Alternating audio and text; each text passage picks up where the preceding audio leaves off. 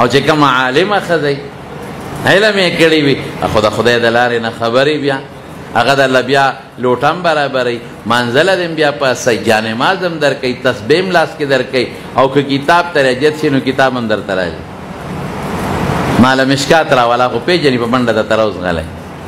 ماله چای پخه کا په منډه یې دله خو یو خبره درته کوم زمونږ یو مولوي صاحب دی د هغه وی ښځه عالمه ده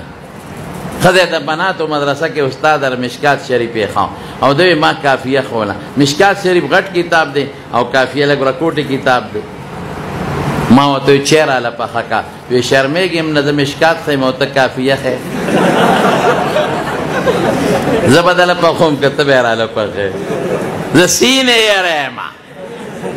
وړه دوره ښیم او ته څلورمه درجه ښې نو زه به دله چای پخوم که ته به راله چای پخې یاره وی داسې حیران کړم چې اډو پلت مې ونه دې کې هم لږه ګزاره کوه ښه لږه ګزاره عالمه ښځه ښه ده عالمه ښځه یو سړي کړې وه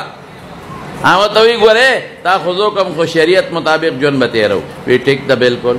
او که ته عالم یې زه عالم یم شریعت مطابق ژوند به تېرو وی بلکل خو وی شریعت کې ستا ټیک ده وعده ده وی شریعت کې ستا د مور او پلار خدمت په ما نشته شریعت کې به ما نه ځان له کور راکې شریعت کې ستا د خویندو د لیور خدمت په ما نشته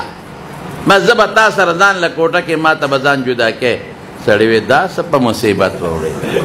دې سره څه وکړم عالم محترم سره څه وکړم زما د پلار خدمت به څوک کوي د مور به څوک کوي ماشومانو خویندو به څوک کوي وی نه تا ما سره وعده وکړه شریعت مطابق ژوند به تېر کوو بس سړي هوښیار وی بلکل ټیک ته تاله به ځان له کور کړم زما د مور زما د خویندو زما د ماشومانو پلار خدمت په تا نشته مې کوه خو ګورې زه به هم د شریعت مطابق به ما ته ژوند تېروي یو نو شریعت کې ما له څلور ښځې جایز دي یو به بله کوم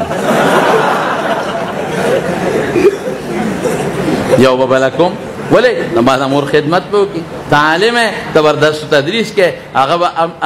غیر عالمه او کوم مور او پلار خدمت به کوي یاره وی سره وخوړو دا شرط به ختم کړو او ښځې ته وایي چې دویمه ښځه در باندې کوم او دویمه ونه کوې ګورې دویمه چې چا کړې د شپې پاندرم پایی نو بره ختي شي ونه لاندې پاندرم پایه به ناست نو ښځو سره ظلم زیاتې به نه کوئ ښه وعده وی انشاءالله ټولو انشاءالله یو وی انشاءالله تا ډېر بې خدمت وي که په کور ستا بچي قلاره او چې عالم وي علم وکړې په ښځو تفسیر ورته وښایې قرآن ورته وښایې دین ورته زده کړې کوم ماشوم چې د دیندار او عالم ښځې په غېږ کې لوی شو هغه نه به خدای شیخ الحدیث او شیخ القرآن جوړوي انشاءالله